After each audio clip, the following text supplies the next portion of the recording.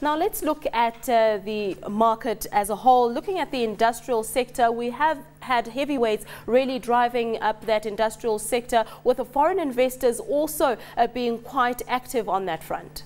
Yes, the industrial index was up a margin of 0.36% last week. This was on the back of gains in Delta, which was up 3.03% to 58 cents.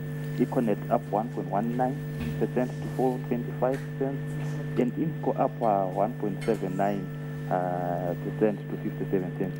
All these three counters have been driven largely by strong foreign demand in the week. Looking at the mining index, we have Full Gold being a favorite within the sector. We know that that stock is about 37%. It's got a 37% weighting within the mining index and has done pretty well of late. Yes, Full Gold has done quite well. We have seen strong demand in the counter, but the major driver of the movement in Full Gold has been the illiquidity of the stock. We have seen only 51,000 close to 52,000 shares trading in the week after that huge jump in the price. We expect that the strong fundamentals in the counter and the bullish outlook of the gold will continue to drive Full Gold up. We also have seen RioZim gaining 20% in the week. Like you're saying, RioZim has also been receiving a lot of attention. Now that stock was up about 6.38% to 50 cents, really on news that it seeks to raise about $200 million at subsidiary level. Could you kindly talk us through that transaction? RioZim, I think we are seeing a positive development in RioZim, starting maybe with the termination of the toll refinery contract with Sentimental. And also we are seeing positive developments in the regulatory side. RioZim hadn't published its financial results, and they hadn't held their AGM for the year ended 31 December 2011.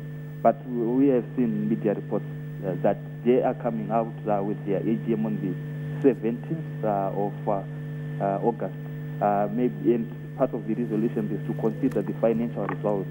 So when the market begins to see these developments on a corporate governance and regulatory perspective, it will boost confidence in the counter.